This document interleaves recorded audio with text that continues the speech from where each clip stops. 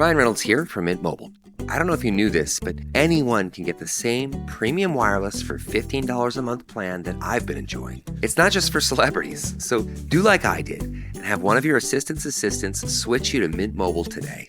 I'm told it's super easy to do at mintmobile.com/switch. Upfront payment of $45 for 3-month plan, equivalent to $15 per month required. Intro rate first 3 months only, then full price plan options available. Taxes and fees extra. See full terms at mintmobile.com.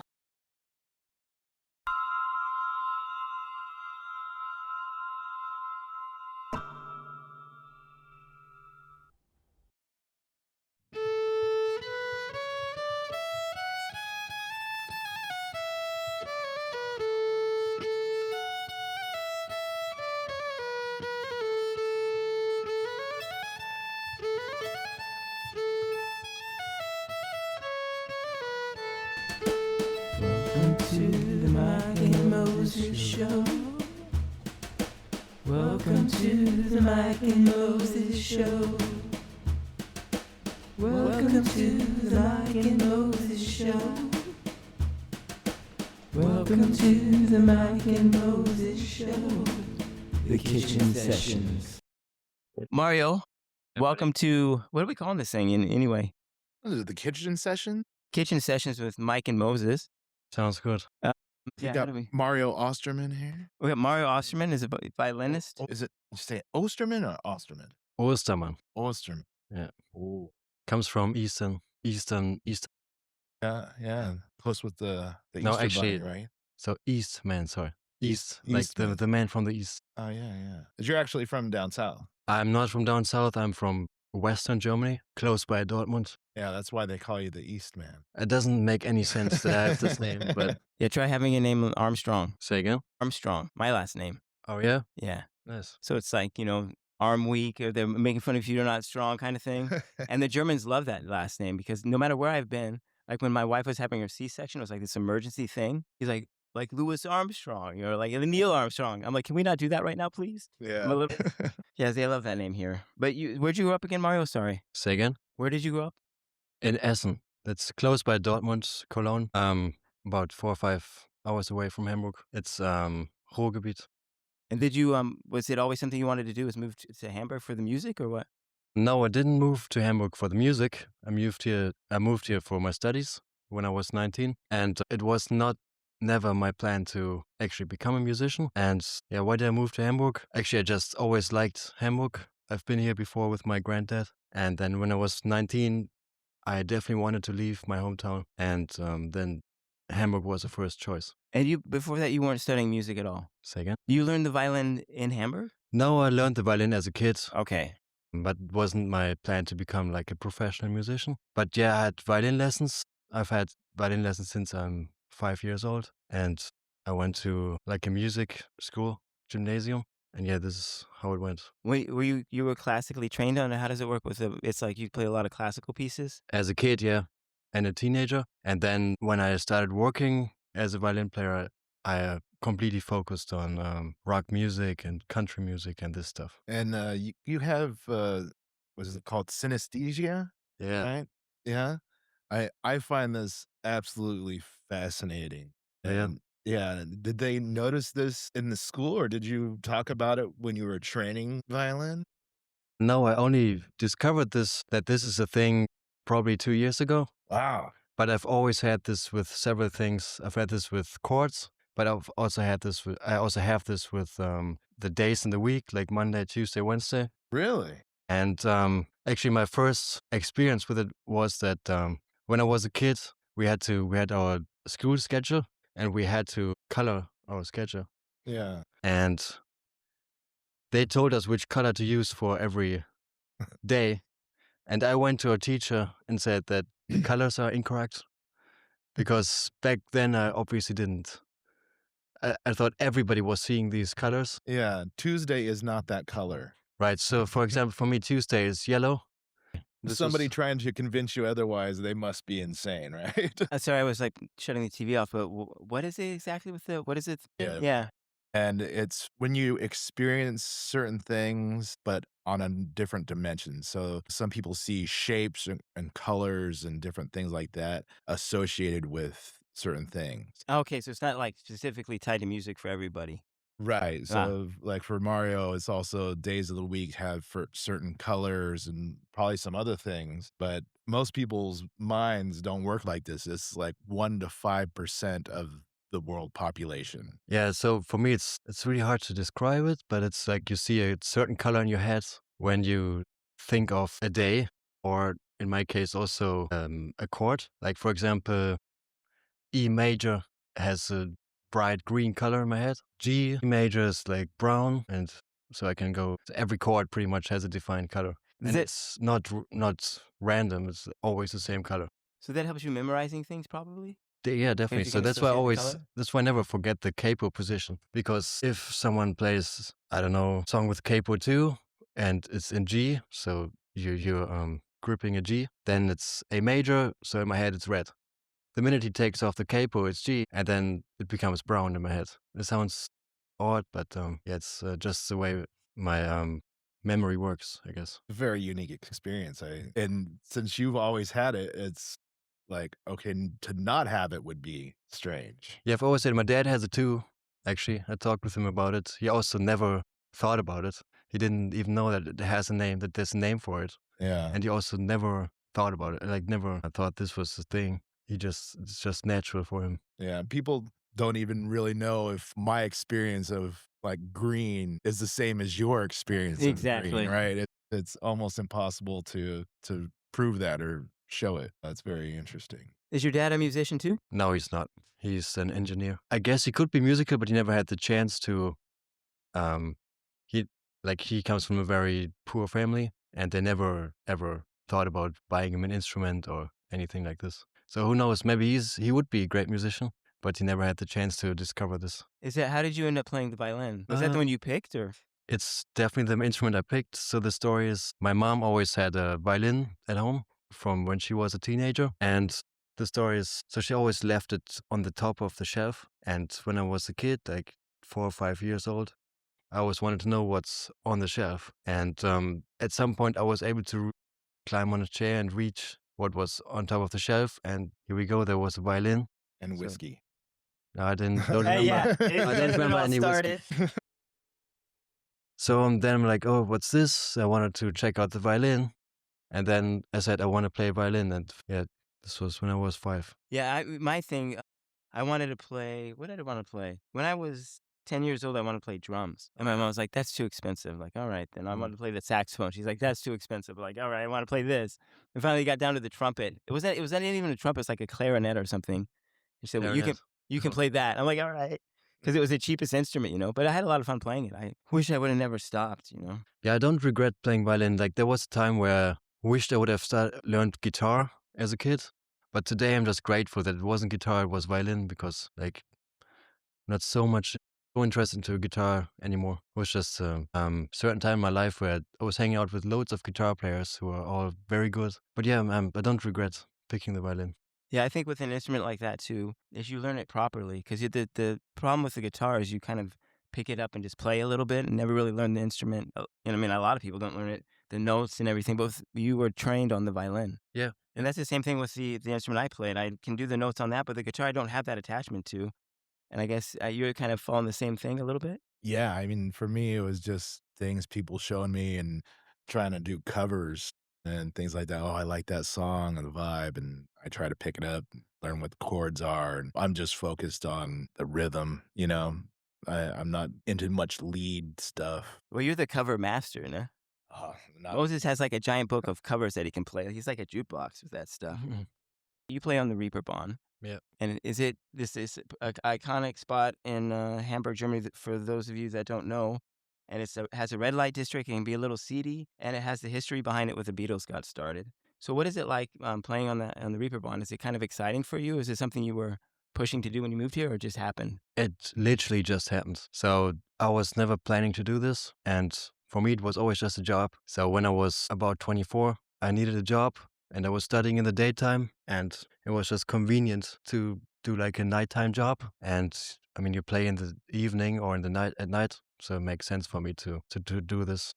But I never had this big dream of becoming a musician in Hamburg, and this never happened. And the whole story is, I moved to Hamburg when I was 19 And my first roommate was this guy from Washington, D.C. We actually became very, very close friends, but he actually moved to Hamburg to play music on the Reeperbahn. And then he started playing on the Reeperbahn. And so he introduced me into the music scene there. And then one day, 2009 or 18, I think, he's like, asked me, do you want to go busking? And I said, yeah, sure, why not? So we went busking. And then he's like, why don't we just learn 40 songs and then we can start playing in the pubs? And back then I was a little bit skeptical. I'm like, don't we have time for it? 40 songs. 40, 50 songs is about 3 sets. But I definitely needed the money at this time. So I'm like, okay, sure, I'll give it a go. And then we sat down and learned 40, 50 songs within 6 weeks, something like this. And then we got booked as a duo, and this is how it all started. Yeah, I didn't know you had. That's another thing I get from listening to the Beatles. The Beatles story is how they would play like 16 hours a day and every day in the slog, and how they learned to play their instruments that way. And my limited experience after seeing you guys play and meeting other bands through Moses, it's still kind of the same way, right? You guys, they would play like 6, 7 hour, 8 hour sets kind of Oh, thing? yeah, definitely. But in the start, we only had 3 sets together, and then it became more and more. And this was with you and Locke, right? With Locke and me, yeah. You guys were the night circuit. So Night circuit. you were looking for things to do in the evening when your studies were over for the day, right? Was that kind of like the night circuit idea? Where he came up with the band name, and it kind of fit the whole idea because we were playing on the Reeperbahn, and Bahn is a little bit like circuit, Yeah. and it's at night, so it made all sense. It's a great band name, I think. Yeah. That's where I met you and him playing the first time we met. Yeah. That was every show I've been to that you've played, you're just spot on. Thanks, man. How did you meet Mario? They were doing a show in Lüneburg, at this cute little Irish pub, and I listened to it, and I was like, "Oh, man, this is great." I had my cowboy hat on and a big cigar, and I think I had my guitar with me too. Yeah. And we just started chatting during their break, and it's like, this is a cool guy, and he's like, "Oh, we should get together and play sometime," and I'm like, "Oh, man, I'm nowhere near the level you are. You're gonna be disappointed," but it's like, "We get together anyhow," and so we did, and kinda made good friends since then. Was one thing the violin too, or the fiddle, the difference is just playing style, right? Violin is just it's the same instrument, isn't it? Yeah, it's the complete same instrument, like violin and fiddle, except the playing technique is completely different. And also, I think, but I might be wrong, honestly. I think a lot of fiddle players are using steel strings instead of nylon strings, Interesting. and this gives it this fiddly sound. But I don't think there's a actually difference in general. With the fiddle stuff, do you do a lot of open tunings too, like bluegrass stuff? Is that open tuning on the violin too, or does that not make this? Now that doesn't exist. Alternate tunings. I guess there are people who do this. I'm just using the standard tuning. And then standard tuning is, what is it? GAD something? Well, the lowest string is a G, then the D, then A and E. So you always have 5 full steps between every string. Meanwhile, on the guitar, you have 5 half steps, I think, between the strings. And what's the easiest instrument to play with when you're playing the violin? It seems to fit pretty well with the mandolin. I've never played with mandolin. Actually, I'm going to on Monday with my buddy. Oh, He's really? bringing his mandolin. Nice. I mean, yeah, for me, guitar is the easiest because today I'm able to read guitar chords, and I'm also able to play a bit of guitar. But when I started, actually, I wasn't able to read guitar Oh, I chords. never thought about that. Yeah. But now it's pretty easy because I always see the key and I can also hear the key. Piano is a little more difficult because I can only play by hearing because I'm not really able to read piano chords. But when you hear a chord on the piano, you know what chord. So if you hear somebody play a G on the piano, you know that's a G. No, I have Okay. no absolute hearing. But does the synesthesia kick in with it? Well, it only a little works bit? when I know which chord it is. Okay. So if I hear a random chord and I don't know what chord it is, I don't see a color to it. Then if someone tells me this is a G chord, then I see the brown color in my. It's interesting. I'm very curious about the whole synesthesia thing. Yeah, it would be great if I had like absolute hearing. Then I could yeah. always hear exactly the key, but I can't. Right. Yeah, I can hear it on the violin very well because you get used to, because the notes are all sounding a little bit different. So I can tell what's played on an E string or what's played on an A string. yeah. So, and then I can recognize the open E, and then my brain completes the whole key. And then I know, okay, it's E major or whatever. Nice. The violin is one of those things too that I know it's like it becomes a part of it's become a part of your identity somewhere. When I think of Mario, I think of like having his violin with him. I mean, you probably take that thing everywhere you go. You always have your violin with you, pretty much, or how does that work? Because you're Yeah. always playing. And I've been known for always having my violin with me since I'm probably 5 years old. Really, that's what I was wondering. Yeah. So it's been like your best friend growing up, kind of thing. It is certainly my best friend. Well, Moses is my best friend as well. Oh, So is Toby. He's like a violin. And is it the same violin you had since you were in 5 years old? No, I had a kid's violin, super small violin. And then this one I'm playing right now is my mom's violin, the one that I found on the shelf when I was a kid. The one you're playing now. Cool. Yeah, one thing about the violin too, I noticed is it's like a tool that you have if somebody's playing like Moses' birthday. You bring in the violin, it just lights the whole room up, doesn't it? yeah. It's like the party instrument or something, the instrument of joy. Yeah, people So- are immediately like, "Oh, there's Yeah. a violin player setting up." Like, I notice people getting super excited. I hear them talk about it all the time. It's like no matter who Mario's playing with, when I go and watch him, it's like, wow, a violin that really just made it. It does. It definitely does. What's it like trying to find a musician to play with? You know, because you're generally always playing with a guitar or singer, and you're adding in all the intricacies and the lead stuff with the violin, and it's trying to create this relationship and this music bonding, you know, that everybody's feeling good with the type of sound that you're making. Like, how hard is it to find somebody to play with? It's not that hard. I know loads of musicians in Hamburg and friends with loads of musicians, so I never had this problem, honestly. But, So, like, being on the scene has that's been certainly important, yeah. fruitful for that, right? Definitely, yeah. Yeah. And you've had the exposure already, and people already know what you do. Definitely, yeah. I would say one thing, when I first started playing music on the Reeperbahn, nobody really could imagine that it would work to play violin on the Reeperbahn. But then it worked very well. And then other violin players followed, I guess. And You were one of the first to bring the violin to the Reeperbahn. It wasn't really a known instrument there. well, correct me if I'm wrong, but I think so. That's kind of nice, right?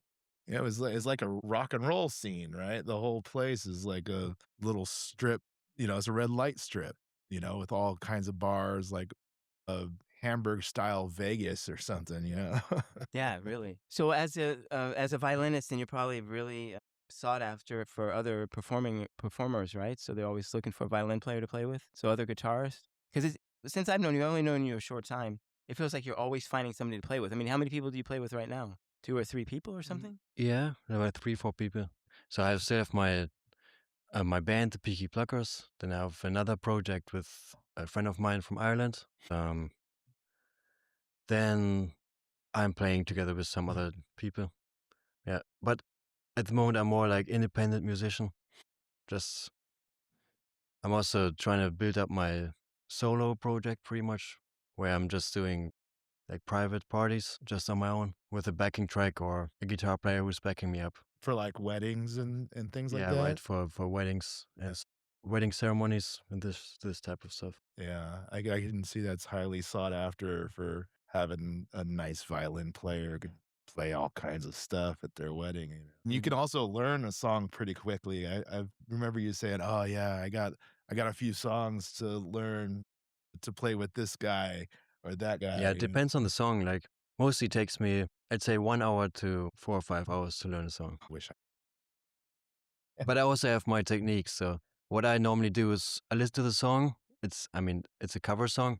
So I listen to the song and I check if there are any parts in there that I can play on the violin. Then I sit down and try to figure out the notes for these parts. If the song doesn't have any parts, then I need to come up with my own.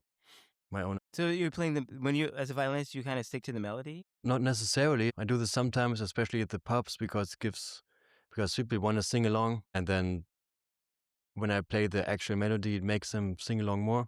But normally you want to avoid this, obviously, that to play the same exact melody that the singer is singing. I mean, if it's a cover song and it has some cool parts, whatever, Take On Me has a very well-known synthesizer part, which I can easily do on the violin. Then there are songs that have absolute no part I can copy, and then I need to come up with my own stuff. But I would say the most fun is definitely songs that have an actual violin part, and I'm not talking about like orchestra strings or anything that's cool as well, but I mean like a country song that has a fiddle on it. That's certainly the best for me to cover. What's the guy's name that plays violinist? Andrew, what's his name? Can't think of it right now. That's terrible. I wish my last name was what's his name. Andrew, what's his name? Yeah. That would be a Be great careful. They last can do name. that back in America. They can give you the last name. Here in Germany, they're not allowed to do that. name. You get any silly name you want back home. Contemporary, like, are there contemporary bands that you enjoy that play the violin in a kind of unique way that's not bluegrass or classical or kind of this? That's not bluegrass. It's not bluegrass. That's Mario- I love bluegrass too, but are there any modern players that stick out in your mind that Well, I admit I do like Lindsay Sterling. I find it interesting what she does. I do like, I know if it's a German violin player, David Garrett. It's nothing, Oh yeah, I know him. Yeah. it's nothing I would listen to privately, but just as a violin player, I do find it interesting what he's doing and how he's covering songs. And yeah, I'm not sure yet. Not sure if there's a particular band that's not folk or country with violin that I listen to regularly. So what folk or country do you think is great with the violin? What things like spike your interest? Like, oh, it'd be great to play that or like that. Well, I know you both are Sierra Farrell fans, Yeah. No, yeah. and I'm definitely looking forward to the concerts in July. And I do think that she's working together with the absolute top-notch violin player. That's it. Oh yeah, that's interesting. For me, in general, one of the most inspiring albums was like the Desire album by Bob Dylan. Was with Scarlett Rivera, the violin player. And I think it's absolutely incredible what she's doing on his songs. And it was definitely a big influence for me for my playing. Have you always been into kind of the bluegrass music, or the violin brought you in that The direction? violin brought me in this direction. Like when I was younger, I always listened to like hard rock or 70s, 60s rock, this type of stuff. And then because I was learning these songs for my band, I kind of got into bluegrass music and country music. It's a great. I mean, it's nice to finally meet people that love country music in Hamburg. Yeah, and it's very interesting. And it's got this really niche culture that's developed around here. I guess for a little while now. You know, a lot of the people. If I wear my cowboy hat out, they'll be like, "Oh, the little kids are like a cowboy." I had a little girl ask me the other day. She's like, "Do you know how to ride horses?" Yeah, really? I'm like, "Yes, I do." Yeah, when you heard that thing, you look like such a transplant. Like someone just like put you in Hamburg. You know, it's like, how did I get here? Been trans. I got on the bus and I ended up in Hamburg. There's a really special scene in Hamburg, and I think Mario, his playing's kind of like driving that a little bit. There's and the funny thing is too is the podcast that we're starting here pulls us back to Modesto, where you're from. So we'll have this kind of like mix of country from Europe and this mix of country from back in California, which would be interesting to see how it plays out. Yeah, that would be very interesting. I was very shocked to see my cousin's blues band, somebody, random person wearing one of his shirts. Oh, really? Yeah. Oh, It was like a few years ago. It was like he's got this Big Girl on the Crying Shame shirt on. I'm like, I know that guy. That's my cousin. He's like, no way. So you brought all your stuff. You think you'd be willing to pull out a little violin? It depends on what you guys want to do. Like I don't really want to do something solo, but if you want to play a song, I can try to play along or something. Yeah, I would be glad to grab a guitar and strum out something so we can let you shine Yeah, sure. if you want to try it. Sure, we can do it. What do you guys think about taking our shirts off? I was thinking about that. Yeah. Yeah. No, I'll grab I have the yeah. snap buttons. It just rips open. Exactly. This is a story not for the podcast, maybe, but when I was a kid, I was skateboarding in front of the house, like my neighbor's house. Mm-hmm. He's like, "Come on in, guys. There's going to be my friend's having his birthday party." And we went in there, and this stripper girl comes out. She's like, all you motherfuckers take off your shirts. And there's like 14 of us. And I was 16 at the time. I'm like, what's happening? So I'm sitting like politely on the couch with like 14 other dudes with no shirt on. And the stripper goes into the thing, comes out naked, smoking a cigarette. I feel so, I'm like covering my nipples with my hand.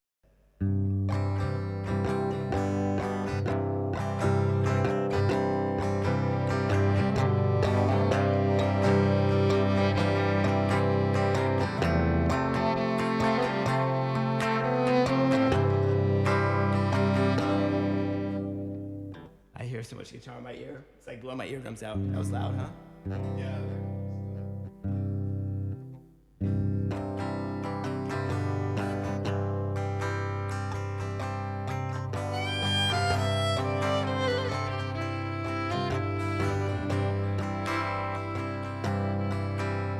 Stay my head, I'll catch your shoes.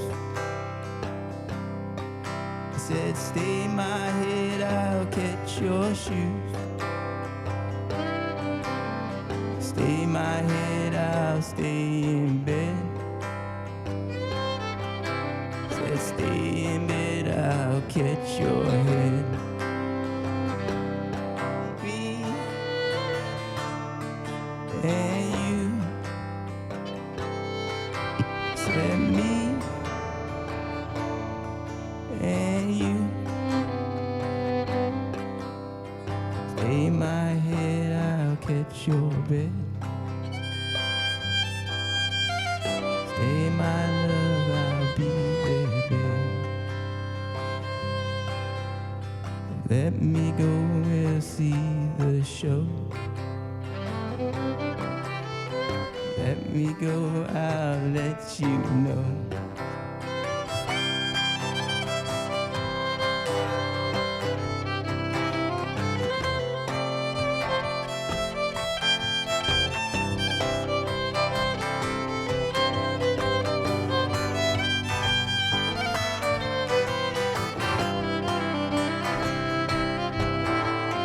Catch my love, I'll see the door.